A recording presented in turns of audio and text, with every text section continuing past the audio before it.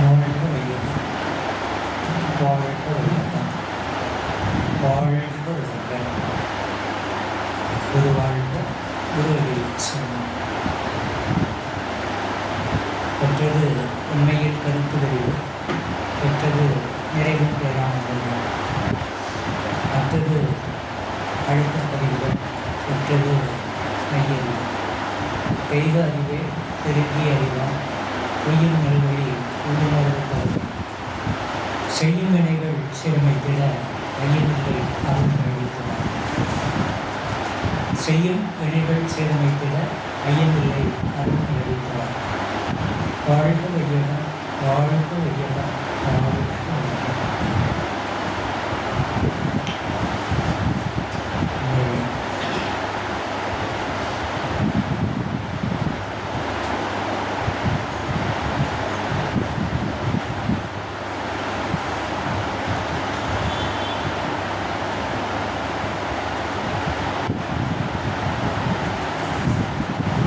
அசைவது என்பது பலவீனத்தின் அடையாளம். அசையாமல் நிலைப்பது என்பது பலத்தின் அடையாளம்.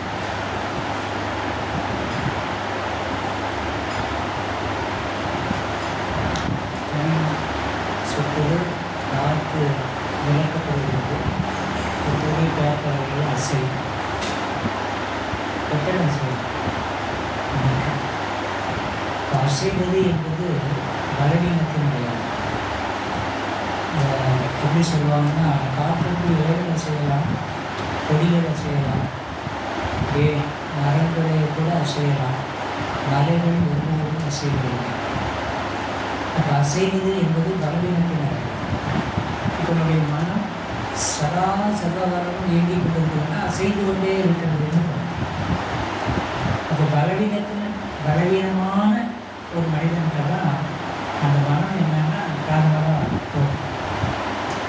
மனம் நிலைக்கு வரணும் அப்படின்னா பலம் வாய்ந்த மனிதனால் மட்டுமே மனதை நிலைப்படுத்தணும். ஒன்று மனம் நிலைக்கு வந்தால் ஒரு பலமான மனிதனாக மாறுறான், இல்லை ஒரு பலமான மனிதனால் மட்டுமே மனதை நிலைக்கு கொண்டு வர முடியும். இங்கே தெரிந்து கொள்ள வேண்டியது, அசைவது பலவீனத்தின் அடையாளம், அசையாவது பலத்தின் அடையாளம். மனம் நிலைக்கத்தான் நீ ஒரு சக்தி வாய்ந்த மனிதனாக இருக்க முடியும். மனம் நிலைக்கலை அப்படின்னா நீ ஒரு பலவீனமான மனிதனாக, இல்லை இன்னும் அடிமைத்தனம் நிறைந்த மனிதனாக, விடுதலை பெற முடியாத மனிதனாக அதுதான் அவன் இருப்பான். அதுதான் இயற்கை நீதி. இப்போ சில உண்மைகள் சொல்கிறேன். உலகத்தில் நீங்கள் எந்த மூலைக்கு போனாலும் சரி, உண்மையான குருவை நீங்கள் அடைந்தாலும் சரி, அவர் கொடுக்கிற பயிற்சிகள் என்பது மனதுக்காக தான். அதை கடந்து ஆன்மீகத்தில் ஒன்று. உலகத்தில் நீங்கள் எந்த குருவை போய் சேர்ந்தாலும் சரி, எந்த திசையில் போய் நீங்கள் ஆளை போய் சேர்ந்தாலும் சரி, அவங்க கொடுக்குற பயிற்சியே எதற்காக இருக்கும் அப்படின்னா மனதை தொழுகிற, மனதை மாற்றி அமைக்கிற, மனதை மையப்படுத்தித்தான் அந்த பயிற்சி இருக்குமே தவிர மனதை தொடாத பயிற்சி ஆன்மீகமாகவே ஆகாது. மனம்தான் மனிதனின் விளைநிலம். மனம்தானே எல்லாவற்றையும் உருவாக்குது, எல்லாவற்றையும் விளைக்குது, எல்லாவற்றையும் அழிக்கவும் செய்யும் இல்லையா? ஒரு மனிதன் பழக்கத்திற்கு அடிமையாக இருக்கிறான் என்று சொன்னால் அவன் மனம் அதற்கு அடிமையாக இருக்கிறது, அவ்வளோதான். மனதின் அடிமைத்தனமே மனிதனின் அடிமைத்தனம், மனதின் விடுதலையே மனிதனின் விடுதலை. அது மனம் என்பது தான் விளைநிலமாக இருக்கிறது. அப்போ மனதை மாற்றி அமைப்பது தான் ஆன்மீகம். இப்போது நம்ம மனம் இருக்குது அப்படின்னு சொன்னால் நம்முடைய மனம் இவ்வாறு இயங்குவதற்கு நாம் மட்டும் காரணம் அல்ல. இப்போ நம்ம மனம் போயிட்டு இருக்குல்ல, இதற்கு நீங்கள் மட்டும்தான் காரணம்னு இல்லை. இப்போ நாம் பிறந்தோம் அப்படின்னு சொன்னால் நமக்கு சங்கீத கர்மான்னு சொல்கிறாங்க. அதை பெற்றோர்கள் மூலம் வந்த வினைப்பதிவு, அவங்களுக்கு அவங்க பெற்றோர் மூலம் வந்த வினைப்பதிவு, இப்படி தொடர்ந்த வினைப்பதிவுகள் நிலையினத்திலிருந்து வந்த பதிவுகள் அனைத்தையும் அடக்கமாக பெற்றவன் தான் ஒரு மனித ஜீவன் என்று சொல்லிட்டாங்க. இப்போ என்னுடைய பெற்றோர்கள் என்ன எல்லாம் சிவயோகம் செய்தால் வாழ்ந்தாங்க, ஒரு 6 தீய குணங்களுக்கு உட்பட்டும் நல்ல குணங்களுக்கு உட்பட்டும் தான் அவங்க வாழ்ந்தாங்க. வெறுமனே நல்ல குணம் மட்டும் இல்லை, பேராசை, கடுப்பட்டு, உயர்வு வாழ்வு, மிகை மோகம், உயர்வு வாழ்வு, பஞ்சம், இவைகளெல்லாம் இருக்கும் இல்லையா? அப்போ அதுவும் இருக்கும், நல்லதும் இருக்கும். அப்போ அவங்க அப்படி வாழ்ந்தாங்க, அவங்க மூலமாக நான் பிறந்திருக்கேன். அப்போ என்னுடைய தன்மையும் எப்படி இருக்கும்? நல்லதும் இருக்கும், கெட்டதும் இருக்கும், எல்லாம் சேர்ந்து தான் இருக்கும். இதைத்தான் சங்கீத கர்மான்னு சொல்கிறாங்க. அப்போ நம்முடைய மனம் இவ்வாறு இயங்குவதற்கு நம்முடைய வித்து தொடராக வந்த சஞ்சீத கர்மாவின் பதிவுகள் அடித்தளமாக இருக்கு. இது முக்கியம், அது இயல்பு. ஏன்னா அதுதான் பழக்கத்தில் வந்துருக்கு, அது அப்படியே நம்மளும் நடைமுறைப்படுத்தும். இங்கே சாதாரண மனிதர்களுக்கும் குருவை சென்று சேர்ந்தடைந்த மனிதர்களுக்கும் இருக்கிற வித்தியாசம் என்ன அப்படின்னு கேட்டிங்கன்னா, இப்போ எனக்கு ஒரு உயிர் கிடைச்சிருக்கு, உங்களுக்கு ஒரு உயிர் கிடைச்சிருக்கு. அந்த உயிரில், அந்த உடலில் அப்பா அம்மாவுடைய பாவப்பதிவுகள், புண்ணிய பதிவுகள் எல்லாம் இருக்குது. அது அந்த பழக்கத்தின் மீது அந்த மனம் போகுது. இப்போ 2வது பிறப்பு, மறுபிறப்பு என்பது குரு தொடர்பு மூலம் வருது. அப்பா அம்மா ஒரு உயிர் கொடுத்தாங்க, அது பாவப்பதிவுகள் நிறைந்ததாக இருக்குது. 2வது ஒரு குருவிட்ட நம்ம சேர்க்கிறோம் இல்லையா? குருவின் உயிர் சேர்க்கை அப்படின்னா அந்த பாடலே இருக்கும். இப்போ குருவிட்ட நாம் கலப்பு பெறுகிறோம்னா அவர் ஆற்றலை மட்டும் கொடுக்கல, அவர் உயிரையும் நமக்கு கொடுக்குறார். இணைப்பின் மூலம் உயிர் பரிமாறப்படுவது மோகம், நினைப்பின் மூலம் உயிர் பரிமாறப்படுவது யோகம். உயிரை யோகத்தின் மூலமும் பரிமாறிக்கொள்ளலாம். இப்போ நம்முடைய வாழ்க்கையில் மோகத்தின் மூலம் தான் உயிர் பரிமாறப்படுகிறது. சாமிஜி வர்றது யோகத்தின் மூலம் அந்த உயிர் கிடக்கு நமக்கு வருது. இப்போ அப்பா அம்மா கொடுத்தது ஒரு உயிர், சாமி கொடுத்தது ஒரு உயிர் இல்லையா? இப்போ அப்பா அம்மாட்ட பாவ புண்ணிய பதிவுகள் இருக்குது, சாமி கொடுத்த உயிர்கள். சாமிஜியோட இணைப்பு வாங்கியிருக்கிறவங்க, அவர் மூலம் ஒரு ஆற்றலை வாங்கியிருக்கிறவங்க. ஐயா பேசும்போதே சொல்லுவாங்க, அவர் ஆற்றலை கொடுப்பதாக நினைக்காதீங்க, என் உயிர் சக்தியும் உங்கள் உயிரோட கலந்துருச்சுங்க. அது அனுபவமாக கூட நாம் பெறலாம், உணர்வாக நாம் பெறலாம், பெற்றிருக்கிறோம் அப்படிப்பார் வாழ்வு வராங்க. அது நடக்கிற அற்புதங்கள் 1000 அதை சொன்னால் அவங்களுக்கு ஒரு வேடிக்கையாக கூட இருக்கலாம், அது அற்புதையாக கூட இருக்கலாம். நீங்கள் உணராத வரை உண்மையும் ஒரு பொய் தான். நான் என்ன சொன்னான்னு இருக்கேன், என் அனுபவத்தை நான் சொன்னால் அது நான் உணர்ந்த அனுபவம், நீங்கள் உணராத வரைக்கும் அது பொய்யாத்தான். அதுபோல் உயிரினுடைய உயிர்கலம் போயிருந்தது நமக்கு சேருது. ஆனால் அந்த உயிரில் என்ன இல்லைன்னா பாவ புண்ணியம் கிடையாது. அப்பா அம்மா இருந்தது வந்தால் பாவ புண்ணியம் இருக்கு. குருவனுடைய உயிரில் பாவமும் கிடையாது, புண்ணியமும் கிடையாது. அது தூய்மையான உயிர். எங்கே பாவம் இருக்கோ அந்த புண்ணியம் இருக்கும். எவன் புண்ணியத்தை தேடுறானோ பெரிய பாவம். ஆனால் குருங்கிறது பாவமும் கிடையாது, புண்ணியமும் கிடையாது. அது தூய்மையான உயிர். அப்போ அந்த தூய்மையான உயிர் என்னோட என்ன ஆகிடுன்னா கலப்பு கொடுத்துருச்சு. அது ஆற்றல் மிகுந்ததாக இருக்கும். அப்போ அதை பயன்பாட்டுக்கு கொண்டு வரணும்னா அவர் மூலம் பெற்ற பயிற்சிகளை தொடர்ந்து செய்து வர வர வர அவருடைய உயிர்த்தன்மை, அவருடைய குணங்கள் நம்முடைய உயிரில் மேலும். எப்படி அப்பா அம்மாவிட்டிருந்து வந்தது அது வழியாக நமக்கு பழக்கமாகி மனமாக இயங்குதோ, அதே போல் குருவினுடைய உயிரையும் நாம் பயன்படுத்தி கொள்ளலாம்.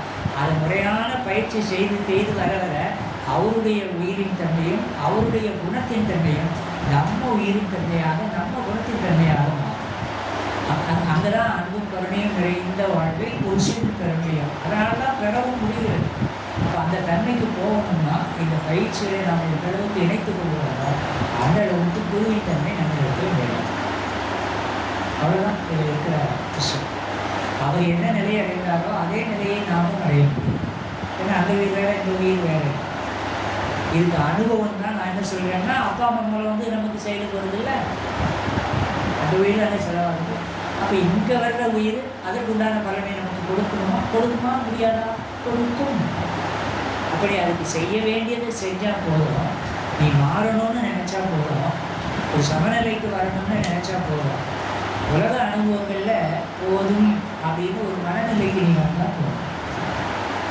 குருவினுடைய தன்மை உணர்வு தன்மையாக மாறிக்கொண்டே இருக்கும். ஒரு க்ஷணத்தில் அவர் பெற்ற அனுபவம் முழுமையும் நீயும் பெற்று நிறைவு பெற்றிருக்கும். அதுக்காக வந்தது தான். இப்போ இந்த இடத்துல அவர் ஐயா இருக்காங்க, அதை கூட ஏராளமான ஞானிகள் இருந்தாங்க. இப்போ நம்மளும் இருக்கோம். ஒரு 4 வரி சொல்கிறேன். ஐம்பொறிகள் உணர வருவது ஒழுக்கம், ஐம்பொறிகள் திருந்த வருவது மௌனம், ஐம்பொறிகள் வருத்த வருவது ரோகம், ஐம்பொறிகள் மலர வருவது ஞானம்.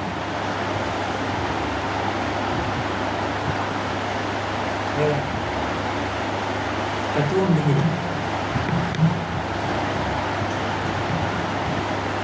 ஐம்பொறிகள்னா தோல், நாக்கு, மூக்கு, கண்ணு, காது. ஐம்பொறிகள். ஐம்பொறிகள் உணர வருவது ஒழுக்கம். இப்போ பொருள், புகழ், அதிகாரம், புலன், இன்பம். இப்போ பொருளோ அதிகாரமோ, ஒருத்தன் பொருள் நிறைய சேர்க்கிறான், இல்லை ஒரு பெரிய அதிகாரத்துக்கு வரணும்னு நினைக்கிறான். வந்த பிறகு எதை நோக்கி போகிறான்னு பாருங்க, புலன் இன்பத்தை நோக்கி தான் கவனிக்கணும். துட்டு நிறைய வேணும். எதுக்கு? பிரியாணி சாப்பிடணும். கடையில் சாப்பிட்டே இருக்க முடியாது. சுவைங்கிற ஒன்று தானே. இப்போ நாம் மிஞ்சி போனால் 50 ரூபாய்க்கு துட்டுக்கு கொடைக்கானல் போவோம். துட்டு நிறைய வச்சுருக்கிறாங்க, சுவிட்சர்லாந்து போவோம். இயற்கை காட்சிகளாக பார்ப்போம். இதுவும் நல்லதான், அதுவும் நல்லதான். அப்படி தானே. அப்போ பொருளாகட்டும், பெரிய அதிகாரத்துக்கு வர நபர்கள் ஆகட்டும், இந்த புலன் இன்பங்களை பெருக்கிக் கொள்வதற்காகத்தான் பொருளும் தேவைப்படுகிறது, அதிகாரமும் தேவைப்படுகிறது. அதிகாரத்தை வச்சு மக்களுக்கு நல்லது செஞ்சிடணுங்கிறது மிக மிக குறைவு. அதிகாரத்தை கொடுத்துட்டு நம்ம நினைச்சபடி நம்ம அனுபவிக்கலாங்கிறது தான் எல்லாருடைய எண்ணமாகவும் இருக்கு. சரியா? இப்போ ஐம்பொறிகள் உணர வருவது ஒழுக்கம். இப்போ ஒழுக்கம்னா சாமிஜி நமக்கு விளக்கம் கொடுத்துருக்குறாங்க. பாவம் ஒன்று, புண்ணியம் ஒன்று. நமக்கு அவங்களுக்கு அது இல்லை. இந்த இரண்டுக்கும் இடைப்பட்டது ஒழுக்கம். பாவமும் இருக்கு, புண்ணியமும் இருக்கு. சாமி நமக்கு கொடுத்திருக்கிறார், விளக்கம் கொடுத்திருக்கிறார். எண்ணம் சொல் செயல்களால் தனக்கோ பிறருக்கோ தற்காலத்திலோ பிற்காலத்திலோ உடலுக்கோ உயிர் உணர்ச்சிக்கோ துன்பம் கொடுத்தால் பாவம். ரைட். இப்போ இந்த எண்ணம் சொல் செயலால் தனக்கும் பிறருக்கும் துன்பம் கொடுக்காத நிலை இப்போ புண்ணியம்னு நாம் நினைக்கிறோம். இல்லை, அது ஒழுக்கம். துன்பம் கொடுத்தால் அது பாவம். நீ பாவம் செய்யக்கூடாது, நீ ஒழுக்க நெறியில் வாழணும். அப்போ ஒழுக்க நெறியில் வாழ்வது என்பது தனக்கும் பிறருக்கும் துன்பமில்லாத நிலையில் ஒரு வாழ்க்கை வாழ்ந்தால் அதுதான் மனித ஒழுக்கம் நிறைந்த வாழ்க்கை. அப்போ புண்ணியம்னு ஒன்று இருக்க, அதுக்கு நீங்கள் போனீங்கன்னா எண்ணம் சொல் செயலால் பிறர் துன்பத்தை போக்குவது புண்ணியம். துன்பம் கொடுத்தால் பாவம், துன்பம் போக்கினால் புண்ணியம். துன்பம் இல்லாமல் வாழ்ந்தால் ஒழுக்கம். அப்போ பாவத்திலிருந்து நாம் எங்கே வரணும்? ஒழுக்கத்துக்கு வரணும். ஒழுக்கத்திலிருந்து எங்கே உயரணும்? புண்ணியத்தை நோக்கி வரணும். 3 நிலை: பாவம், ஒழுக்கம், புண்ணியம். பாவத்தை முற்றிலும் கைவிடணும், ஒழுக்கத்தை கைக்கொள்ளணும், புண்ணியத்தை மேற்கொள்ளணும். இப்போ பாருங்க, இந்த 5 புலன்மயப்பட்ட நிலையிலேயே ஸ்பரிசத்துக்கு, சுவைக்கு, இல்லையா, காட்சிக்கு, ஒரு பார்த்துக்கிட்டே இருக்கிறதுல ஒரு திருப்தி, இல்லையா, இப்படி ஒரு 5 கேட்டுக்கிட்டே இருக்கிறதுல ஒரு திருப்தி, இப்படி இந்த 5 புலன்களில் 5 நிலைகளில் மனிதன் அடிமைப்பட்டு போயிருக்கிறானா இல்லையான்னு ஒரு கேள்வி கேட்பாரு. இல்லை, மனிதன் இருக்குங்க, நாம அடிமைப்பட்டு போயிருக்கிறோமா இல்லையான்னு பாருங்க. சரி, இந்த புலன் இன்பங்களுக்கு தான் மனம் அடிமையாகுது. இன்பம் புலன்கள் இருக்கா? இன்பம் துன்பம் என்பதென்ன? இவை இரண்டும் என்று தோன்றுகிறதா ஆராய்ந்தேன். இயற்கையில் என்றும் எதிரும் எப்பயுமே நிலைத்திருக்க அனுபவத்தில் அளவுமுறை ஏற்படும் போது ஓர் பொருத்தமிழா நிகழ்ச்சியே துன்பமாயும் இரண்டும் அறிவின் அடைகளாயும் இருக்க கண்டேன் என்று ஒரு கவிதை அமைச்சு சொல்லியிருக்கார். இன்பம் என்பதும் துன்பம் என்பதும் உன்னுடைய உயிர் சக்தியின் விரயம்.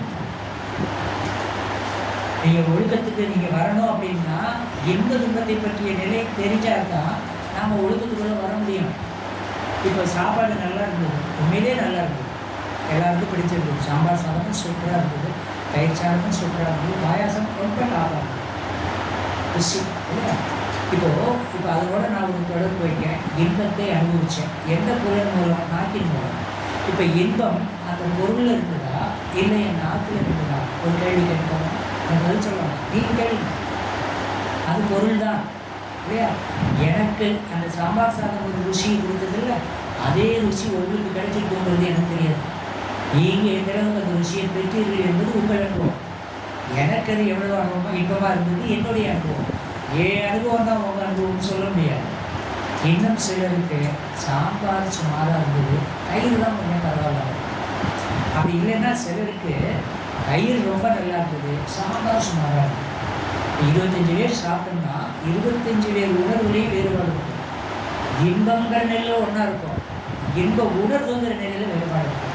அப்போ அந்த உணர்வு வேறுபாடு எவ்வாறு ஏற்படுகிறது என்று கேட்டால், அந்த பொருளில் இல்லை அந்த இன்பம். என் சக்தி நிலை எவ்வாறு இருக்கிறதோ அந்த சக்தி நிலைக்கு ஒப்பதான் தொடர்பில் ஏற்படுத்துவது இன்பமாகவோ தொடர்பில் துன்பமாகவோ அது மாற்றணும். அப்போ பொருளிலோ நபரிலோ இன்பதுன்பம் இல்லை, என் சக்தியின் நிலை இருப்பாங்க, அதில் தான் இன்ப துன்பங்கள் அனுபவிக்கப்படுகிறது, முதிரப்படுகிறது. புரியணுங்கிறதுக்காக சொல்கிறேன். எனக்கு 2 நாளாக கை ஃபீவர்னு வச்சுக்கோங்க. இப்போ இங்கே வந்திருக்கேன், ப்ரோக்ராம் வந்துக்கிட்டேன், வந்து ஆகும். நான் நேற்று தான் தூத்துக்குடியில் இருக்கேன், மதுரை தூத்துக்குடி முடிச்சுட்டு நேற்று கடையில் வாங்க, நான் டயர்டாக இருந்தது, காய்ச்சல் வந்துட்டுன்னு வச்சுக்கோங்க. இப்போ நல்லா இருந்தது சாப்பாடு, எனக்கு ஒரு 100 டிகிரி டெம்பரேச்சர் இருக்குதுன்னா இந்த சாப்பாடு எனக்கு ருசிக்குமா? ருசிக்காது. அப்போ சாப்பாடு நல்லா இருந்ததுன்னா உங்களுக்கு நல்லா இருக்கிற மாதிரி எனக்கும் நல்லா இருக்கணும்ல. எனக்கு ஏன் நல்லா இல்லை சார்? காய்ச்சல்னால் நல்லா இருக்கா? காய்ச்சல்னா ஜீவகாந்த பற்றாக்குறை தான் காய்ச்சல். அப்போ போதுமான சக்தி இந்த நாக்கு வழியாக செலவாகாது, நாக்கு செத்து போயிடும். நாக்கு இருக்கும், நாக்கு செத்து போச்சு அப்படி சொல்லுவோம். அப்போ போதிய அளவு ஜீவகாந்தம் இந்த நாக்கு வழியாக செலவானால் தான் நாக்கு உயிரோட இருக்கிறதா அர்த்தம். போதிய அளவு ஜீவகாந்தம் செலவாகலைன்னா ருசியை உணராது நாக்கு, மனமும் உணராது. அப்போ நாக்கு என்னாச்சு? செத்து போச்சு. அப்போ இன்பம் என்பது பொருட்களில் அல்ல, புலன்களிலும் அல்ல, என்னுடைய சக்தியின் தன்மை கொண்ட இன்பமாகவோ துன்பமாகவோ ஒரு தொடர்பு உணரப்படுகிறது. புரியுதா? அப்போ இப்போ இந்த 5 பொறிகள் மூலம் பாருங்க, நான் வேற தப்பாக நினைக்க வேண்டாம், எல்லாம் பெரிய ஆட்கள்லாம், சின்ன பிள்ளைகள் யாரும் இல்லை. ஒவ்வொரு பொருள் தொடர்பும் ஒவ்வொரு புலன் சுருங்க கொடுக்கும். சில விஷயங்களை ஒரு இயற்கையாளரை கண்ணால் பார்க்கிறோம், அது ஒரு சுரப்பு கொடுக்கும். ஒரு இளையராஜா பாட்டு கேட்குறோம், அது ஒரு சுரப்பு கொடுக்கும் இல்லையா? இப்படி ஸ்பரிசம், அப்படி ஒவ்வொரு நிலையில் ஒவ்வொரு தொடர்பு இருக்கும். ஆனால் ஒரே ஒரு நிலையில் 5 புலன்களும் பாருங்கள். தொட்டாலும் சுகமாக தெரியும், சுவைச்சாலும் சுகமாக தெரியும், பார்த்தாலும் சுகமாக தெரியும், அதை பேசினாலும் சுகமாக தெரியும். அப்போது இந்த ஆண் பெண் இணைப்புன்னு ஒரு இடம் வந்து பாருங்க, இந்த நிலையில் 5 புலன்களுக்கு சூழ்நிலைகள் மாதிரி தெரியும். அது உண்மை என்ன? எல்லாம் பெரியங்கிறதுனால வச்சுக்கோங்க, எல்லாருக்கும் அந்த அனுபவம் இருக்குது. நீங்கள் பாருங்கள், அப்போ அந்த ஆண் பெண் இணைப்பு அப்படிங்கிற ஒரு நிலையில் அதைத்தான் காமம் இச்சை என்று சொல்லுவோம். அதனால தான் காமம் இச்சைன்னா அது பொது சொல்லு தான்.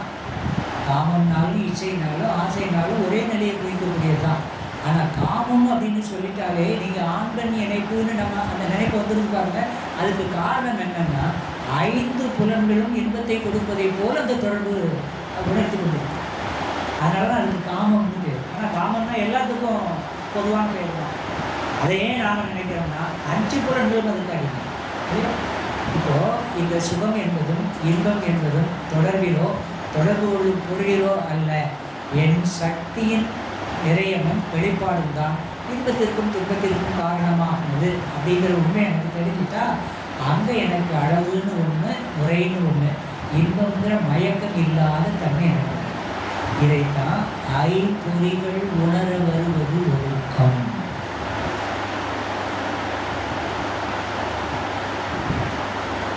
இந்த புலன்பொறி உணர்வு இந்த தன்மை தெரியலன்னு வச்சுக்கோங்க, நாமெல்லாம் வினையை ஆற்ற மாட்டோம், என்ன தரம் இருக்குது, செயலுக்கு போக மாட்டோம், சமுதாயத்துக்கு பயந்துருப்போம், குடும்பத்துக்கு பயந்துருப்போம், அவமானத்துக்கு கொஞ்சம் பயப்படுவோம். அதனால் பெரிய குற்றங்கள் நாம் செய்ய மாட்டோம். என்ன காரணம்? இதைத்தான் அவங்க ஞானிகள் சொல்கிறாங்க, ஐம்புலன் உணர வருவது ஒழுக்கம். அடுத்தது பாருங்கள்,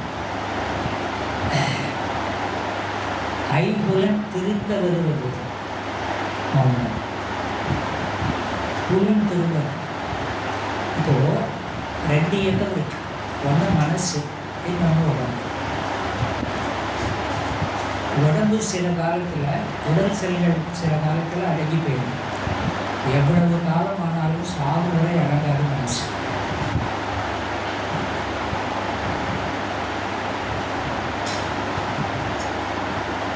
உடல் செல்கள் துடிக்கக்கூடாது.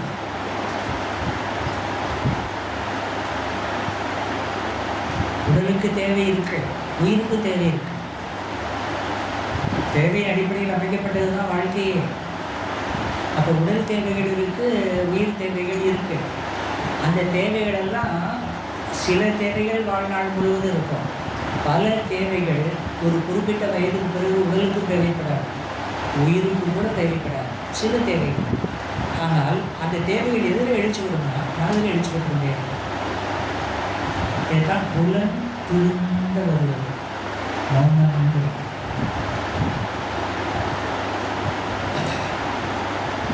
ஒரு பெரிய சப்ஜெக்டுங்கிறது சாமி சொன்னது தான். அதை யாரையும் எடுத்து பேச மாட்டாங்க, அந்த புரிதலும் இருக்காது. அது சாமி ஒன்று சொல்லுவாங்க, உணர்ச்சி, உயிர், பரம், மூன்றையும் உணரணும். நாம் பேசுவது என்னென்னா தெய்வத்தை உணரணுங்கிறத பேசுவோம், அதிகமாக பேசுவோம். உயிர் உணர்வுங்கிறத கொஞ்சமாக பேசுவோம். பேசாமலே எதை விட்டுருவோம்னா உணர்ச்சி உணர்வு பேசுவோம். அதை நிறைய பேர் அதை தெரியாதவங்க அதை குற்றம் சொல்லி ஒன்றும் இல்லை. அந்த கருத்து நிலையில் அவங்க அதை கடந்து வந்துடுவாங்க. ஆனால் சாமிஜி அதை ரொம்ப இன்ஸ்ட்ரக்ட் பண்ணி அதை சொல்லுவாங்க, உணர்ச்சியை நீ உணரணும். உணர்ச்சியை நீ உணர்ந்துட்டேன்னா ஒழுக்கத்துக்குள்ளே வந்துடுவாங்க. உணர்ச்சியை நீ உணர்ந்துட்டேன்னா மௌனத்துக்குள்ளே நீ போயிடலாம் இல்லையா? அப்போ உடலில் உணர்ச்சிகள் தோணுமானா தோணும். எது இருக்கிற வரை? உயிர் இருக்கிற வரை. உயிர் இல்லைன்னா உணர்ச்சி இல்லை, அப்படிதானே? உயிர் இருக்கிற வரை நமக்கு உணர்ச்சி, ஏதோ ஒரு உணர்ச்சி இருக்கும். இதில் நான் ஒரு குறிப்பிட்ட விஷயங்களை சொல்கிறேன். இப்போ உடல் உயிர்னு சொல்கிறேன். உடல் உயிர் உணர்ச்சிகளில் ஒரு 3 நிலைகள் தான்.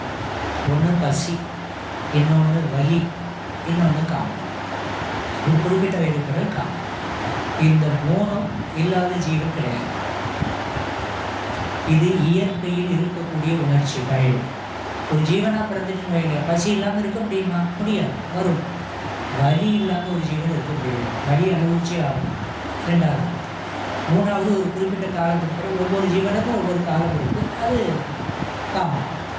இந்த 3 உணர்ச்சிகளும் உயிருக்கு இயல்பானவை. அதை நீங்கள் அதை தடுக்கக்கூடாதுங்க. ஆன்மீகம் அப்படி சொல்லலை. இயற்கையில் எழக்கூடிய உணர்ச்சிகளை சமப்படுத்தி கொள்வதுதான் அறிவுடைமை. பசிச்சா சாப்பிடணும், தூக்கம் வந்தால் தூங்கணும், வலி வந்தால் மாத்திரையை போடணும், எக்ஸசைஸ் பண்ணணும், இல்லை வலியை ரசிக்கணும். வலியை கடந்து போக முடியாது, வலிக்கத்தான் செய்யும். அது ஏதாவது ஒன்று வலிக்கும். சாகிற வேணும், உயிர் வேணும்னா வலியெல்லாம் வேணும் இல்லையா? அதே போல தான் ஒரு 25 முதல் 25 தான் அதை ஆரம்பிக்கணும்ன்றாங்க. நான் ஒரு திருமண வாழ்க்கைக்குள்ளே ஈடுபட்டு என் குழந்தைகள் பிறந்து என் குழந்தைகள் இல்லற வாழ்வை மேற்கொள்கிற நிலை வரும்போது நான் துறவர நிலைக்கு வரேன். என்ன இருக்கு? நாம் அதை யாரும் நம்மளால் அதை பேசுகிறதும் இல்லை, அதை நினைக்கிறதும் இல்லை இல்லையா? அப்போ இந்த உணர்ச்சிகள் எல்லா ஜீவனுக்கும் பொதுவானவை, மனிதனுக்கும் பொதுவானவை. இந்த உணர்ச்சிகளை சமப்படுத்தி கொள்ளத்தான் பொருளும் உறவுகளும். இதை நீங்கள் தவிர்க்க வேண்டிய அவசியமே இல்லை, அவ்வளோதான். ஆனால் எந்த காலம் வரை இந்த உணர்ச்சிகள் அதுங்கிறதுல அவங்க அறிவு நிலையில் யோசித்து அதை முடிவெடுக்க வேண்டியதான். ஆனால் இதுவாது உடல் உணர்ச்சிகளாவது வயது ஆக ஆக கொஞ்சம் குறையும். மன உணர்ச்சி இப்போ உடல் உயிர் உணர்ச்சிகளை வலி, பசி, காமம்னு 3க்குள்ளே நிறுத்திடலாம். மனதின் உணர்ச்சிகள் இருப்பாங்க. அந்த உணர்ச்சி நிலை தான் பேராசை, சினம், கடும்பற்று, உயர்வு தாழ்வு, முறையற்ற காமம், வஞ்சம், போட்டி, பொறாமை, சூடு, பகை. இதெல்லாம் உயிர் உணர்ச்சிகள் அல்ல, இதுவெல்லாம் மன உணர்ச்சிகள். இந்த மன உணர்ச்சிகள் என்பது இயற்கையான உணர்ச்சிகள் அல்ல, அனைத்தும் மனதால் உருவாக்கப்பட்ட செயற்கை உணர்ச்சிகள். இப்போ இந்த செயற்கை உணர்ச்சிகளுக்கு உட்பட்டு தான் மனிதன் வாழ்ந்து கொண்டிருக்கிறான். இந்த செயற்கை உணர்ச்சிகளே அமைதியின்மைக்கு காரணமாக இருக்கிறது. மனிதன் பெற வேண்டியதோ அமைதி உணர்வு. மனமும் செயற்கை உணர்ச்சிகள் முரண்பாடு தெரியுதா? இன்னும் கொஞ்சம் நான் கீழறங்கி சொல்கிறேன். எத்தனையோ ஜீவன்கள், ஐந்தறிவு ஜீவன்கள், கோடிக்கணக்கான ஜீவன்கள். அந்த ஜீவன்களுக்கு இன்பத்தை நுகரக்கூடிய அறிவு இருக்கு, துன்பத்தை உணரக்கூடிய அறிவு இருக்கு. ஆனால் இந்த இன்ப துன்பம் இல்லாத நிலையில எல்லா ஜீவன்களும் அமைதியாகத்தான் இருக்குது. ஆனால் அந்த அமைதியை உணரக்கூடிய அறிவு இருக்கு. 5 அறிவு வரைக்கும் இருக்காங்க, ஒவ்வொரு அறிவு முதல் அத்தனை கோடி ஜீவன்களும் இன்பத்தை நுகரும், துன்பத்தையும் நுகரும். அந்த அறிவு அவ்வளவுதான். ஆனால் அதுக்கப்புறம் அது எந்த தன்மையில் இருக்குன்னா அமைதியில தான் இருக்கும்.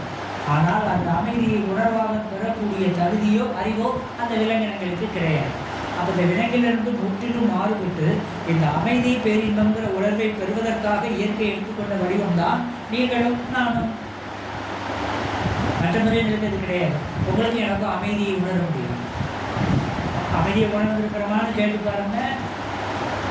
அப்போ அந்த அமைதியை உணர்வதற்கு எது கிடையாது இருக்கிறது? மனம் உருவாக்கி வைக்கிறது செயற்கை உணர்ச்சி.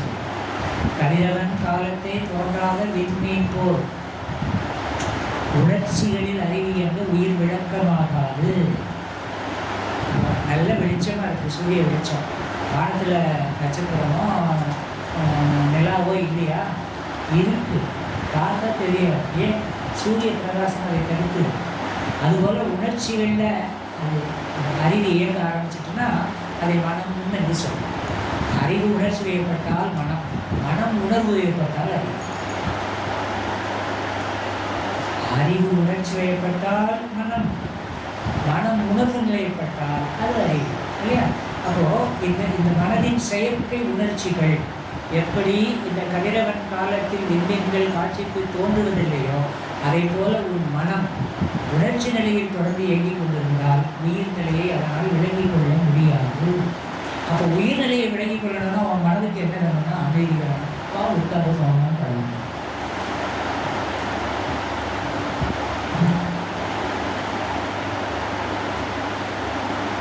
இப்போ மௌனம் பழக பழக மௌனம் வரணும்ல. அது எது கடந்தா வரும்?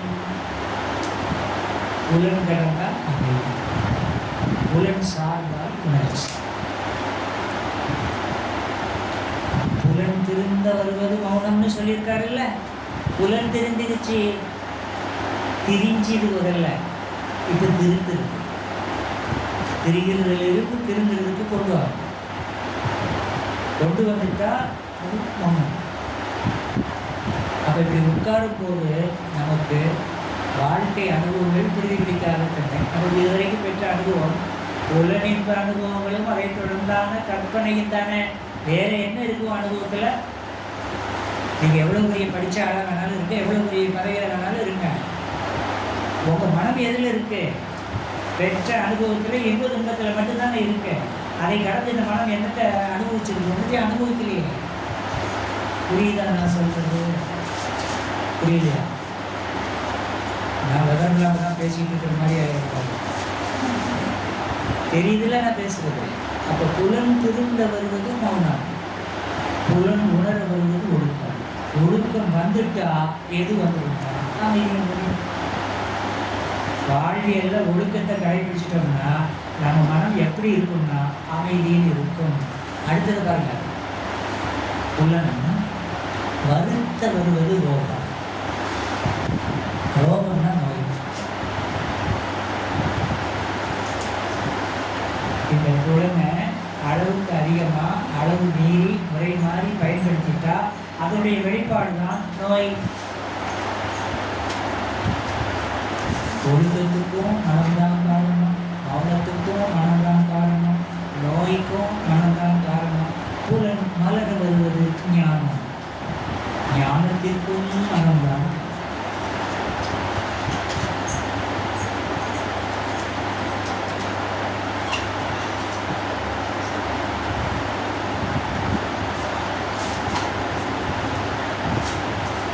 நல்ல சப்ஜெக்ட் முடிக்கிறதோ ஐயா ஃபோனில் ரெக்கார்ட் பண்ணி பாருங்க. ரெக்கார்ட் 1/2 மணி நேரம் நல்ல தத்துவம். இப்போ பாருங்கள், ஒழுக்கமும் சரி, மௌனமும் சரி, நோயும் சரி, ஞானமும் சரி, இந்த 4 நிலைகளில் நீங்கள் எந்த நிலையில் இருந்தாலும் அதற்கு உங்கள் மனம்தான் முக்கிய காரணம். மனதை நீங்கள் சரிப்படுத்திட்டீங்கன்னா ஒழுக்க நிலைக்கு வரலாம். மனதை சரிப்படுத்திட்டா மௌனத்தை அனுபவிக்கலாம். மனதை சரிப்படுத்திட்டா நீங்கள் ஒரு ஞானியாகவும் மாறலாம். மனதை மட்டும் சரிப்படுத்த தவறிட்டா வாழ்நாள் முழுவதும் ஒரு நோயாளியாகவும் நம்பி இருக்கலாம். மனநோய், உடல் நோய். நோய்னா ஒரு நோய் மட்டும் நினைச்சுவாங்க. இந்த வயிற்றால் போது வயிற்று வலிக்கு, கால் வலிக்கு, அது இல்லை நோய். அது நமக்கு கொஞ்சம்தான். நமக்கு இருக்கிறதுக்கு பெரிய நோய் மனநோய் தான். நம்மளை பார்த்தா தெரியாது. மனநோய்னா பைத்தியம்னு சொல்கிறோம்ல, அது நம்மளை பார்த்தா தெரியாது. கொஞ்சம் பேசிட்டா தெரியும். இப்போ பைத்தியம் அப்படின்னா ரோட்டில் குப்பை குளத்தெல்லாம் அள்ளி போட்டுட்டு போவோம். அதை பார்த்தா பைத்தியம் நமக்கு தெரியும். நம்மளை பார்த்தா தெரியும். நம்மகிட்ட பேசிட்டானா தெரியும்.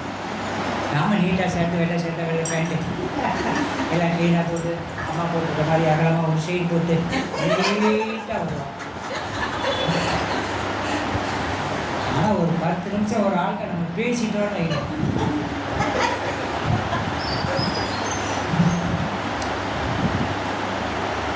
எப்படி இருக்கீங்கன்னு கேட்டால் போதும்.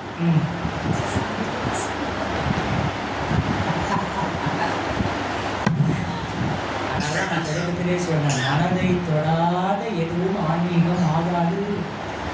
ஆன்மீகமாலே பண்ணலாம். இப்போ உங்களுக்கு மிக மிக நெருங்கிய நண்பனாக இருக்கக்கூடியது உற்ற நண்பன் உங்களுக்கு யாருன்னா நீங்கள் 2 பேரை சொல்லலாம். எனக்கு ரொம்ப பெஸ்ட்டு ஃப்ரெண்டு யாருன்னு நீங்கள் பார்த்தீங்கன்னா, அதான் படிக்கும்போது அவன் ஆஃப்டர் மேரேஜ் இவங்க தான் எனக்கு ரொம்ப அப்படின்னு நீங்கள் சொல்லுவீங்க. எந்த காலத்திலும் உங்களுக்கு மிக மிக நெருங்கிய நண்பன் யாருன்னா உங்கள் மனம் தான். உங்களுக்கு வேண்டாத ஆள் யாருன்னா எனக்கு மற்ற எல்லாரையும் பிடிக்கும், ஒரே ஒரு ஆள் கிருஷ்ணமூர்த்திக்கும் பிடிக்காது, அந்த ஆள் சரி கிடையாது அப்படின்னு ஒரு ஆள் நீங்கள் வச்சுருக்கலாம். உங்களுக்கு மிக நெருங்கிய நண்பனாக இருப்பதும் உங்கள் மனம். உங்களுக்கு மிக மிக அதிகமான பகைவனாக இருப்பதும் உங்கள் மனம். உங்கள் மனதை தவிர வேறு நண்பனும் கிடையாது, வேறு பகைவனும் கிடையாது. புறத்தை நீங்கள் நண்பனாக உருவாக்கி வைத்திருக்கிறீர்கள் பாருங்க, அதையெல்லாம் உருவாக்கி வைத்தது உங்கள் மனம். புறத்தே பல பேரை பகையாக வேண்டான்னு வச்சுருப்பாங்க, அதனை உருவாக்கி வைத்திருப்பது உங்கள் மனம். ஆகவே பகைவனும் நண்பனும் உங்கள் மனம் தானே தவிர மற்றவர்கள் அல்ல. உங்களுக்கு பகைவனாக இருப்பவர் மற்றவருக்கு மிக நெருங்கிய நண்பனாக இருக்கிறார். உங்களுக்கு மிக நெருங்கிய நண்பனாக இருக்கிறவர் மற்றவருக்கு பகைவனாக இருக்கிறார். இங்கே நண்பன் எது, பகைவன் யார்? மனதின் முறையற்ற எது.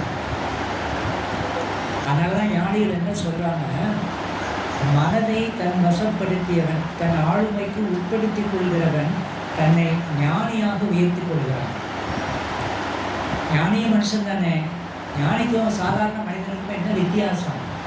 மனதை முற்றிலும் தன் வசப்படுத்துகிறவன் ஞானியாக மாறுகிறான். மனதின் வசம் தன்னை முற்றிலுமாக இழக்கிறவன் பைத்தியமாகிக் கொள்கிறான். 2 கான்செப்ட் தான். இப்போ மனம்னா என்னன்னு தெரியுது அவங்களுக்கு, உணர்வுக்கு உட்படுது. மனதை தன் வசப்படுத்திட்டான், அவங்கள கேட்காங்க, அந்த மனம் இயங்குற அப்படி இருப்பாங்க. அவங்க ஞானி. பைத்தியக்காரன் இருந்தாலும் ரோட்டில் பார்த்தோன்னே தெரியுதுன்னு சொன்னாங்க. அவனாக இருக்க போகிறதே இல்லை. அவன் எப்பவும் எதாக இருப்பான்னா, அவன் மனதில் என்ன உரிக்குதோ அதுக்காகவே இருப்பான்.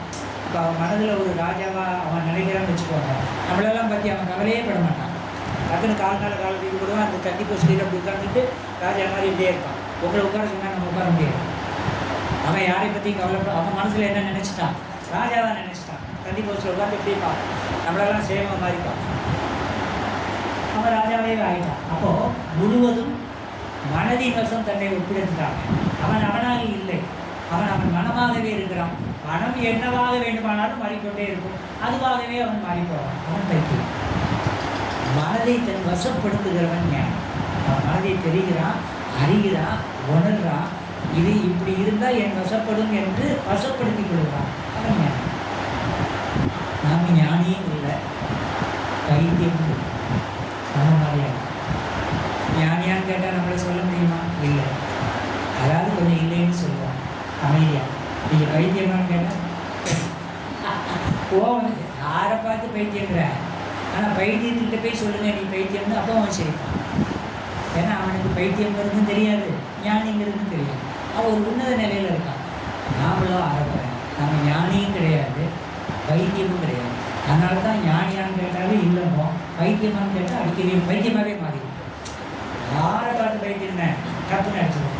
இப்போ வைத்தியம் முடிச்சுட்டு நாம தான் வருவோம். அப்போ நாம் நம்ம மனதை அறியாத வரை நம்ம யாராக இருக்கிறோம்னா ஒரு அரை குறையாள ஞானியாகவும் இல்லை. சில நேரம் ஞானி மாதிரி பேசுகிறோம், சில நேரம் வைத்தியம் முடிச்சாடி. இதுதான் நம்ம நிலையாக இருக்கிறது. வைத்தியம்னா நீங்கள் வேற ஒன்றும் தப்பாக நினைக்க வேண்டாம். நான் சொல்கிறது தான் சரின்னு அதை யோசிக்காமல் ஒரு முடிவில் இருந்தால் உங்களுக்கும் வைத்தியத்துக்கு வித்தியாசம் கிடையாது. இப்போ நீங்கள் வைத்தியமாக இல்லைங்கிறது நீங்கள் முடிவு பண்ணுங்க. நான் சொன்னால் உங்களுக்கு கோபம் வரும், அடுத்தவங்க சொன்னால் நமக்கு கோபம் வரும்ல, அது ஒரு வைத்திய நிலை தானே. அதனால தான் அந்த விளக்கத்தை சொல்கிறேன். வைத்தியம்னா என்ன அப்படின்னா, நான் நினைக்கிறது தான் சரி, மற்றவங்க நினைக்கிறது எல்லாம் தப்பு, இப்படி ஒரு மனநிலை யாருக்காவது இருந்தால் அதுதான் வைத்தியம்.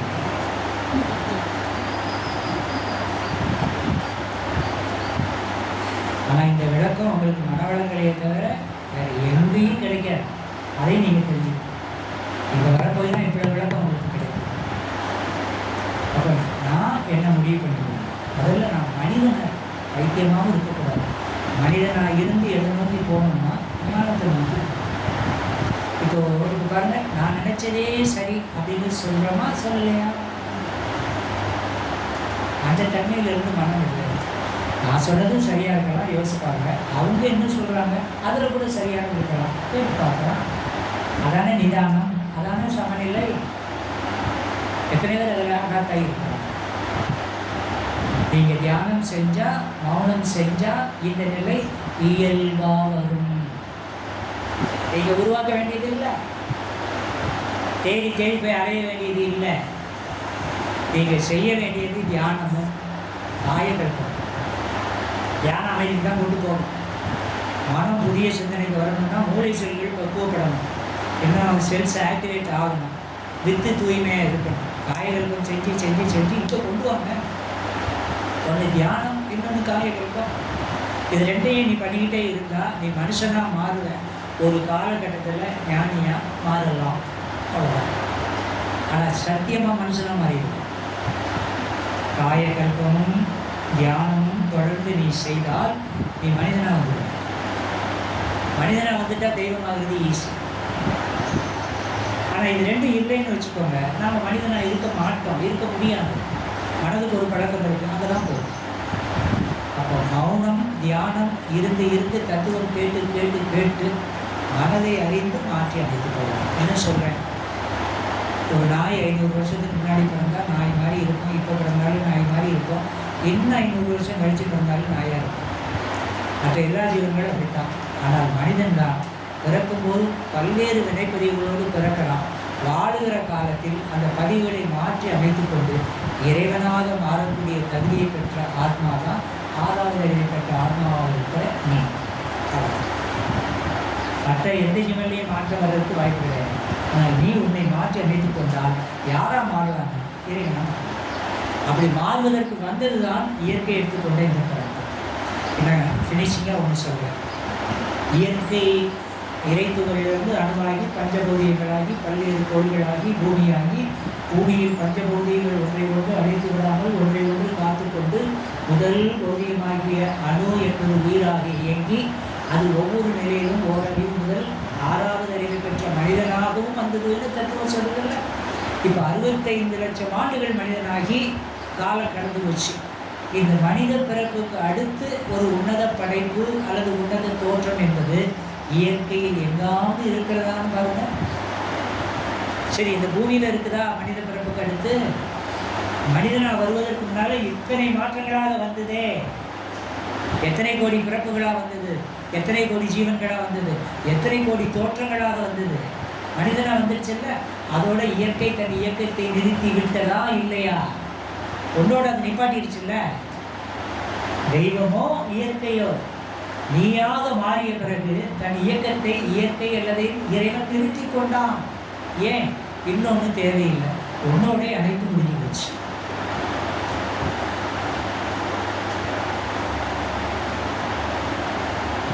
புரிஞ்சவங்க புரிஞ்சுக்கோங்க, முடியாதவங்க சிந்தனை பண்ணுங்க, சிந்திக்க முடியாதவங்க விட்டுருக்கு. அப்போ நீ எப்படி இருக்கணும் அப்படி இருக்கணும், அவ்வளோதான். நீ மேலே சார். அப்போது தன் நிலையில் தன்னை மாற்றிக்கொள்ள தன்னை பற்றிய முழு அறிவு எனக்கு வேணும். நான் எப்படி வாழ்ந்துட்டு இருக்கிறேன், உறவுகளை எப்படி பேணிட்டு இருக்கிறேன், சமுதாயத்தோட எந்த இணைப்பை நான் வச்சிருக்கிறேன், இயற்கை எனக்கு எப்படிப்பட்ட பொறுப்பு கொடுத்துருக்குது, அந்த கடமைகளெல்லாம் முறையாக செய்கிறேன். இப்படி எல்லாம் பார்த்து பார்த்து பார்த்து என்னை நான் ஒரு ஒழுங்கமைப்புக்குள் என்னை உட்படுத்தி கொடுத்தேன். இயற்கை என்பதே ஒழுங்கமைப்பு விதிக்கு உட்பட்டது தான். அதை யாராலும் மாற்ற முடியாது. இப்போ ஒரு நீர்நிலை இருக்குது, அவர் பெரிய அதிபராக இருந்தாலும் சரிதான், சாதாரண ஒரு குடிமகனாக இருந்தாலும் சரிதான். 10 அடி ஆழமுள்ள ஒரு நீர்த்தேக்கம், ஒரு அதிபர் உள்ளே விழுந்தாலும் நீச்சல் தெரிந்தால் தப்பிச்சு வரலாம். ஒரு குடிமகன் உள்ளே விழுந்தாலும் நீச்சல் தெரிந்தால் தப்பிச்சு வரலாம். அதிபர் என்பதற்காக ஒரு நியதியோ, சாதாரண குடிமகன் என்பதற்கான ஒரு நியதியோ இயற்கையில் எங்கும் பகுக்கப்படவில்லை. இயற்கை நீதி பொதுவானது. அப்போ அதுதான் தர்மம்னு சொல்லுவோம். தர்மம்னு சொல்கிறாங்க, இயற்கையில் உள்ள விதி தான் தர்மம். நீ அந்த விதியை தெரிந்து கொண்டால் உன் மதியால் விதியை வென்று வாழலாம். விதியை மதியால் வெல்லலாம். இப்படி பிறக்கணுங்கிறது என் விதி. இந்த தாய் தகப்பனுக்கு நான் பிறக்கணுங்கிறது விதி, பிறந்துட்டேன். ஆனால் உனக்கு மதிங்கிற அறிவு இருக்கு. அந்த மதியை பயன்படுத்தி விதியை நீ என்ன செய்யலாம், மாற்றி அமைத்துக்கலாம். அந்த தன்மை தான் 6வது அறிவு.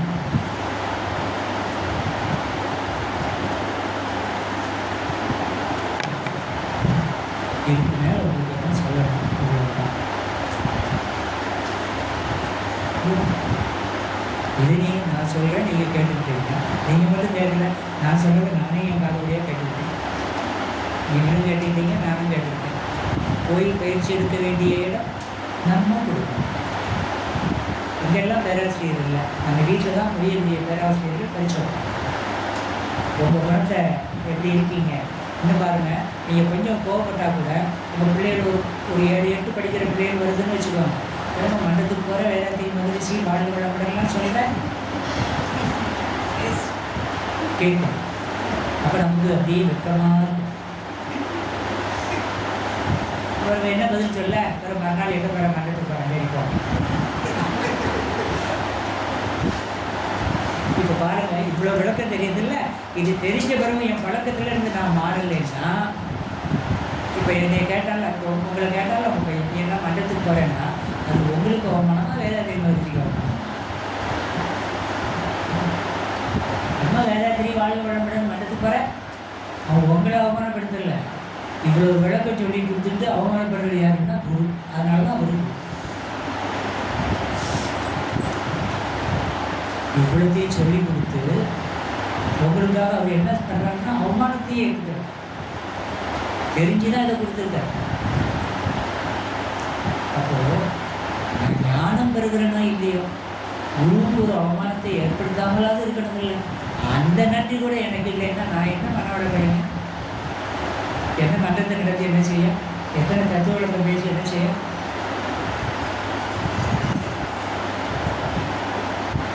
ஒழுங்கா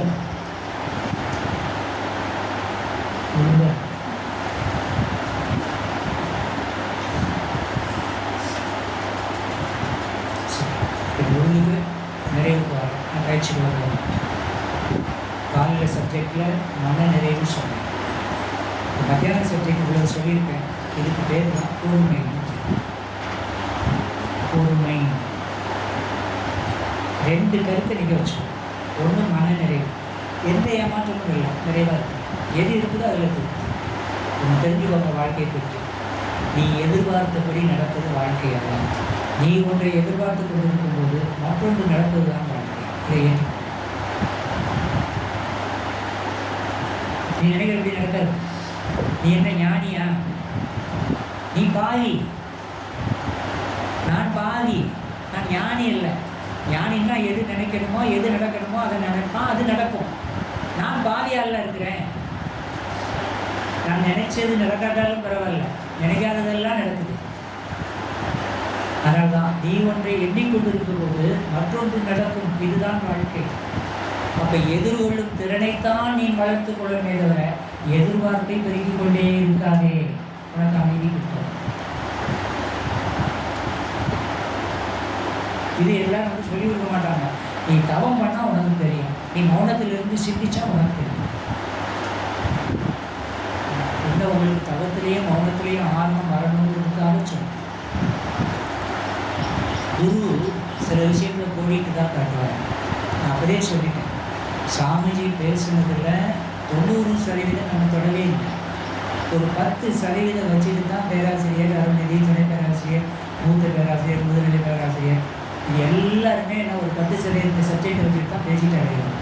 இந்த 90% நம்ம தொடவே இல்லை. அவ்வளவு விளக்கம் சாமிஜி கொடுத்து வச்சுருக்கோம். அப்போ நான் என் நிலையை தீர்மானிக்கணும், நீங்கள் உங்கள் நிலையை அதுக்கு இந்த 10% விளக்கம் போகும். இப்போ அதை வச்சு தான் இவ்வளோ பேச்சு நாம் பேசிட்டோம். இப்போ நான் பேசுகிறேன் பாருங்க, சாமிஜி கொடுத்து அந்த 10% சப்ஜெக்டை வச்சு பேசுகிறது தான் இது.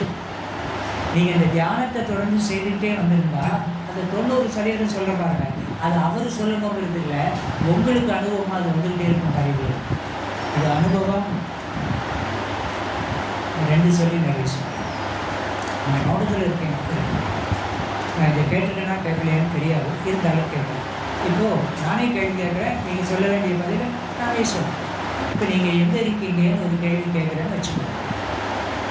இப்போ அம்மா சைடில் சொன்னோம், மண்டத்தில் இருக்கிறோம், இல்லை அறிவுத்திருக்கோயில் இருக்கிறோம், இது இல்லை மாங்காட்டில் இருக்கிறோம், இப்படி ஏதோ ஒன்று சொல்லுவோம். இன்னும் சிலர் கொஞ்சம் அருள்நிதிகள் அப்படி இப்படி இருக்கிறவங்க பேராசிரியர் கேட்காருன்னா ஏதோ ஒரு விஷயம் நான் பூமியில் இருக்கேன் சார் அப்படின்னு சொல்லுவாங்க. இன்னும் கொஞ்சம் முதுநிலை பேராசிரியர் சுத்தவெளியில் இருக்கோம், இல்லை பிரபஞ்சத்தில் இருக்கோம். இப்போ நீங்கள் எங்கே இருக்கீங்கன்னு கேட்டால் இந்த ஆன்சர் எல்லாம் கரெக்ட் ஆன்சர் தானே. மண்டலத்தில் இருக்குங்கிறதும் சரிதான், மாங்காட்டில் இருக்குங்கிறதும் சரிதான், பூமியில் இருக்குங்கிறதும் சரிதான், பிரபஞ்சத்தில் இருக்குங்கிறது இல்லை, சுத்தவெளியில் இருக்குங்கிறது சரிதானே. இதில் தப்பு இருக்கா? நிச்சயமாக தப்பு இல்லையே. ஆனால் இதெல்லாம் உண்மைன்னாலும் கூட உண்மையான உண்மைன்னு ஒன்று இருக்குது, அதை நீங்கள் தவம் செய்தால் தெரியும். இதெல்லாம் எப்படி உங்களுக்கு அனுபவ அறிவாக இருக்கும். இது மாங்காடுன்னு ஒரு ஆள் சொல்லி கொடுத்துருப்பாரு, அதனால் இது மாங்காடு பேர் இருக்கும், அதனால் இது மாங்காடு. இங்கே இருக்கிறதுனால மாங்காட்டில் இருக்கேன்னு சொல்கிறது உன்னுடைய அனுபவம். அப்படி தானே? நீ தியானம் செய்தால் இந்த கேள்விக்கான உண்மையான பதில் உங்களுக்கு தெரியும். இப்போ நீங்கள் எங்கே இருக்கீங்கன்னு நான் ஒரு பதில் சொல்கிறேன், அது சரியான பதிலான பாருங்கள். நீங்கள் மட்டுமல்ல, நாம் அனைவருமே இருக்கக்கூடிய இடம் நம்ம உடம்பு. நீங்கள் இந்த உடம்புக்குள்ள இருக்கீங்க, நான் இந்த உடம்புக்குள்ள, நீங்கள் இந்த உடம்புக்குள்ள. இப்போ ஆப்டான ஆன்சர் எது? இதுவா பூமியில் இருக்கிறது? இந்த உயிர் போனால் எதில் இருக்கு போகுது? உடம்புக்குள்ளே இருந்தானே போகுது. அப்போ இவ்வளோ நாள் அந்த உயிர் அறிவு எங்கே இருந்தது? உடம்புக்குள்ளே தானே இருக்குது. அப்போ நீ எங்கே இருக்கேன்னா இந்த உடம்புக்குள்ளே இருக்குங்கிறது தானே சரியான ஆன்சர். இந்த உடம்பு மாங்காட்டில் இருக்குது, மயில்காட்டில் இருக்குது, மயிலாடு துறையில் இருக்குது. நீ இருக்கிற இடம் இதை யாரும் சொல்லிக் கொடுப்பா? தியானம் தான் சொல்லிக் கொடுக்கும். நீ தியானம் செய்தால் இந்த உணர்வு உனக்கு கேட்கும், உன் அறிவை உனக்கு விளக்கம்.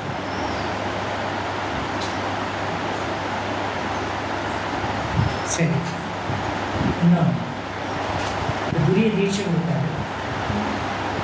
இதை கேட்வே ஆஃப் காடுன்னு சொல்கிறார், இறைநிலைக்கான நுழைவாயில் என்று சொல்கிறார். இவ்வளோதான் அவர் சொல்ல முடியும். துரியம் கொடுக்கப்போ இதை சொல்லி கொடுத்துட்டு துரியாதீதம் கொடுக்குறார், பிரபஞ்சம் சுத்தவெளி கொடுக்குறார். இப்போ ஒரு கேள்வி, நீ தியானம் செய்தால் துரியாதீத நிலை எங்கே இருக்கிறது? நீ கேளு, என்ன கேளு, அவர் சொல்லி கொடுத்துட்டார். நீ துவாதசாங்கவா, சந்திரன் போ, சூரியன் போ, சித்தவெளி போன்னு சொல்லி கொடுக்குறாரு. ஆனால் இதை கேட்வே ஆஃப் காடுன்னு சொல்கிறேன், இறைநிலைக்கான நுழைவாயில். இதை வாசல் படிக்கிறார். நான் ஒரு கேள்வி கேட்டேன், வாசலும் வீடும் வேறு வேறு இடத்துல இருக்குமா, ஒரு இடத்துல இருக்குமா? எனக்கு பதில் சொல்ல வேண்டாம். வீடு ஒரு இடத்துல, வாசல் ஒரு இடத்துல இருக்குமா? வீடு வாசல் சேர்ந்தே இருக்குமா? வீடு வாசல் சேர்ந்தே தான் இருக்கும். ஞானம் என்பதை வீடு பெறுகிறார், இறை வாசல்கிறார். அப்போ ஞானம் என்ற ஒரு உணர்வை நீ பெற வேண்டுமானால் இதுதான் வாசல். இதை ஓப்பன் பண்ண உள்ளே போ. துரியாதீத கலந்து இருக்கு, பிரபஞ்சத்தை கலந்து இருக்கா, உனக்கு உள்ள இருக்கு.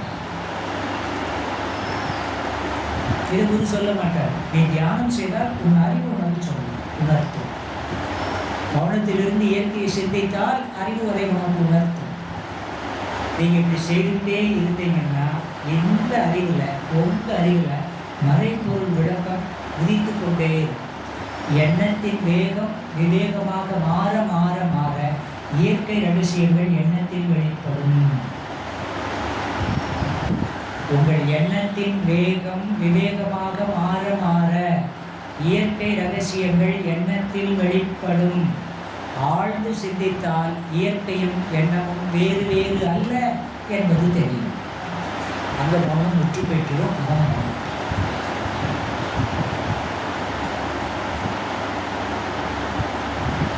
மிகப்பெரிய தத்துவத்தை சாஞ்சி கொடுத்ததை உங்களுக்கு பயிர்ந்து கொடுத்தாச்சு. பயிற்சி செய்து அனுபவிக்க வேண்டியது உங்களுக்கு அவ்வளோதான்.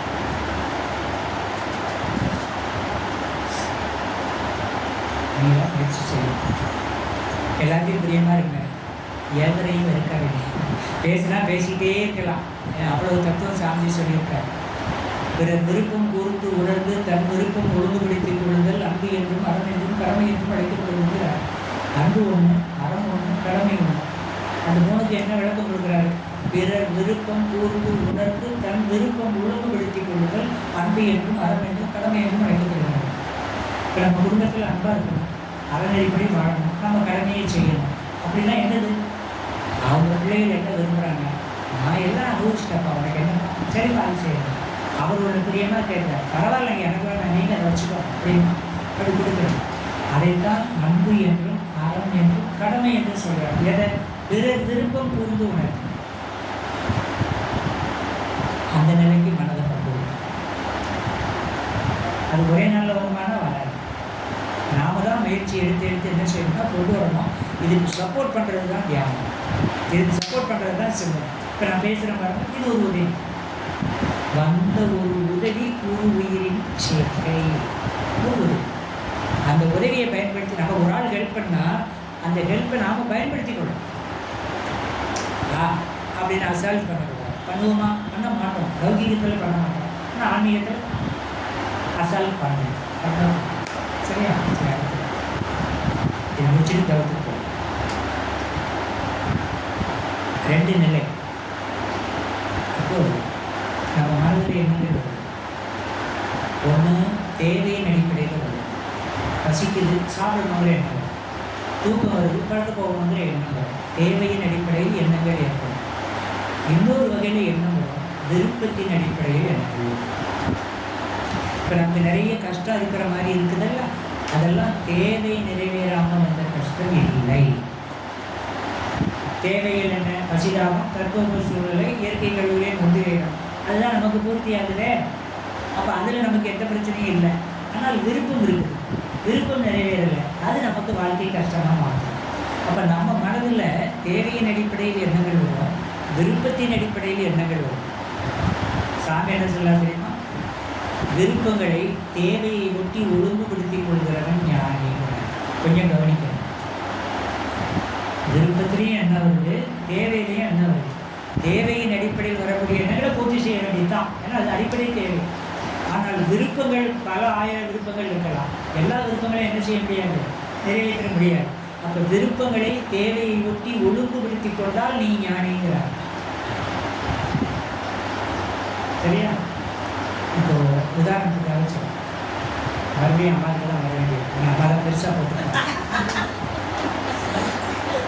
இப்போ அம்மா காதில் ஒரு கம்மல் போட்டுருக்காங்க, தோடு போட்டுருக்காங்க. இப்போது இது சும்மா உதாரணத்துக்காக இது செஞ்சு ஒரு 10 வருஷம் இருக்குன்னு வச்சுக்கோங்க. இப்போ செஞ்சாங்கன்னு எனக்கு தெரியாது, உதாரணத்துக்காக சொன்னேன். ஒரு 10 வருஷம் இருக்கும். இப்போ இவங்க மனசில் ஒரு எண்ணம் வருது, இந்த தோடு செஞ்சு ரொம்ப நாள் ஆகுது, இதை மாற்றணும் அப்படின்னு ஒரு எண்ணம் வருதுன்னு வச்சுக்கோங்க. இது தேவையின் அடிப்படையில் வரக்கூடியதா, விருப்பத்தின் அடிப்படையில் வரக்கூடியதா? கம்மல் முதல்ல தேவையே இல்லை, அது நாம் செஞ்சு போட்டிருக்கோம். அது இவ்வளோ சைஸில் தேவையான தேவையில்லை, செஞ்சு போட்டிருக்கோம். இப்போ இது போட்டு எத்தனை வருஷம் ஆச்சு? 10 வருஷம் ஆச்சு. இதை மாற்றணும்னு ஒரு எண்ணம் வருது. இது விருப்பத்தின் அடிப்படையில் எழக்கூடிய எண்ணம். இப்போ அம்மா வேலை பார்க்குறாங்க இருந்தால் அவங்களே மாற்றிக்கிடுவாங்க, பணம் இருக்கும், பொருளாதாரம் இருக்கும். இப்போ வீட்டு ஐயாட்ட கேட்டு தான் வாங்கணும்னு வச்சுக்கோங்க. இப்போ ஐயா வர ஏங்க ஏத்தான் எல்லாம் ஏங்க எல்லாம் பாருங்க ஏங்க இது இப்போ 10 வருஷம் ஆச்சு, இதை ரொம்ப பழசாயிட்டு இதை மாற்றணும்னு அம்மா சொல்கிறாங்க. அம்மா மட்டும் இல்லை, நீங்கள் உங்கள் வீட்டுக்கார்ட்ட சொல்லுவீங்க 10 வருஷம் ஆச்சு இதை மாற்றணும். உங்கள் வீட்டுக்காரர் ஆமாம்மா நானும் நினச்சிட்டு தான் இருக்கேன், 10 வருஷம் ஆச்சு, கிளம்பு ஜிஆர்டியில் போய் மாற்றிடலாம் சாயங்காலமா. அதுக்கு எத்தனை வருஷம் கொடுக்குறாங்க? ஆனால் இன்னொன்று சொல்லாமல் இருந்தால் சரி, கமல் செஞ்சாலும் 10 வருஷம் தான் ஆச்சு, நீ 25 வருஷம் ஆச்சு, பழசெல்லாம் மாற்றிட முடியுமா அப்படின்னு சொல்லாமல் இருந்தால் சரி இல்லையா? இப்போ பாருங்க, இப்போ பாருங்க, இது புரிதலுக்காக இந்த உதாரணத்தை சொல்கிறேன். இப்போ விருப்பத்தின் அடிப்படையில் எண்ணம். இப்போ அம்மா ஒரு தடவை சொன்னாங்க, 2 நீங்கள் ஒரு தடவை சொன்னீங்க, 2 தடவை சொன்னீங்க. அந்த செயல் உடனே நடக்குமா? இப்போ இருக்கிற விலைவாசியில் என்ன எப்படி பண்ண முடியும்? உடனே எல்லாம் அதை செஞ்சிட முடியாது. அப்போ அவர் கொஞ்சம் காலம் தாழ்த்துறாரு. அப்போ 2 தடவை 3 தடவை நம்ம சொல்லி வாங்கி கொடுக்க வேண்டிய இடத்துல இருக்கிற அவர் செய்யலைன்னு வச்சுக்கோங்க, அவர் மேலே நமக்கு என்ன வருது? முதல்ல என்ன சொல்றாரு? விருப்பத்தை தேவையை ஒட்டி ஒழுங்குபடுத்தி கொள்ள பழகிக்கொள்ள அப்படிங்கிறார். நாம் பழக மாட்டோங்கிறது அவருக்கு தெரியும். அதனால தான் 2வது என்ன சொல்றாரு? விருப்பத்தை ஒழிக்க வேண்டாம், வெறுப்பை ஒழித்தால் போதுமானது. சொல்லாரா சொல்லலையா? இப்போ நமக்கு விருப்பம் வருது, நம்ம யாரை நிறைவேற்ற முடியுமோ அவங்களுக்கு சொல்கிறோம். அவங்க இப்போ இல்லைப்பா பிறகுன்னு சொல்கிறாங்க. அவங்க எவ்வளோ பெரிய நெருக்கமான உறவாக இருந்தாலும், வாழ்க்கை துணையாகவே இருந்தால் கூட நாம் சொன்னதை அவங்க செய்யலைன்னா அவங்களால நமக்கு என்ன வருது?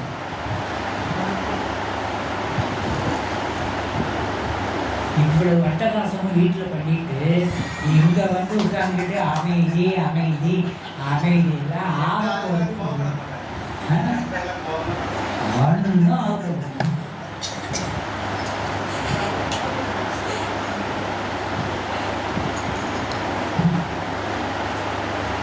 இதுக்கு மேலே கீழே இறங்கி சொல்றதுக்கு ஒன்றும் கிடையாது. அதனால் ஒன்றை உணர்ந்துக்கோ, மனதின் தன்மையை உணர்ந்துக்கோ. மாற்றி அமைக்கிறோம் நீ முடிவு பண்ணால் மன்றத்துக்கு ரெகுலராக வா, கூட்டுத்தளத்தில் உட்காரு, யார் என்ன சிந்தனை சொன்னாலும் கேளு. இது நல்லா இருக்குது நல்லா இல்லைன்னு கருத்துலாம் சொல்லவே சொல்லாது. ஓ சுய சிந்தனையை பெருக்கிறதுக்கு வழி இருக்கான்னு பாரு, அந்த வழி திரும்பி. நல்லது சொன்னால் வரமாட்டாங்க, நல்லது சொன்னால் வரமாட்டாங்க. இவ்வளோ பேர் வந்ததே பெரிய விஷயம்.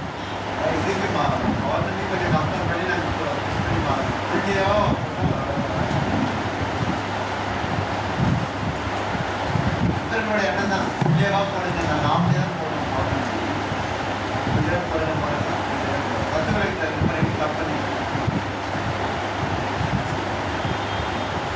சொல்ல வேண்டியது சொல்லி வச்சு 2 தன்மையை வச்சுக்கணும். ஒன்று மன நிறைவு, இது 2யும் என் குணமாக மாற்றிக்கணும். நான் மாற்றிக்கணும், நீங்கள்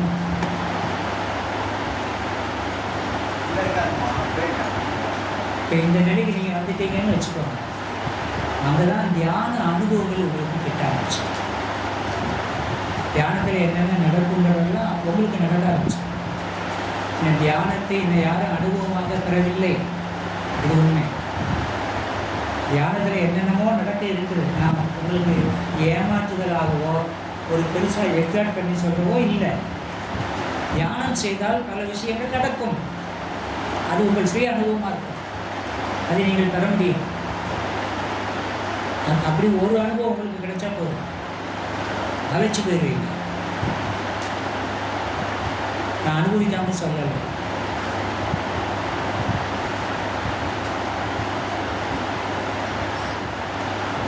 அதனால் சாமி நமக்கு கொடுத்துருக்கிறது இந்த பிறப்பில் கிடைப்பதற்கரிய ஒரு பொக்கிஷமாக இந்த தத்துவத்தையும் பயிற்சியும் கொடுத்துட்டாங்க.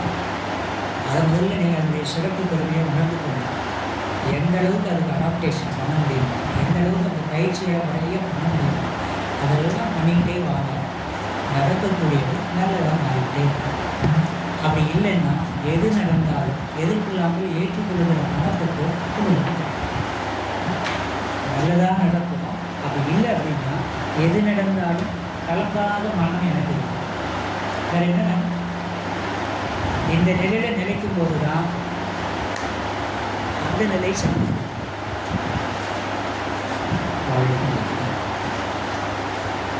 அப்படியே கண்ணபடி தவத்துக்கு வாங்க. தண்ணி மட்டும்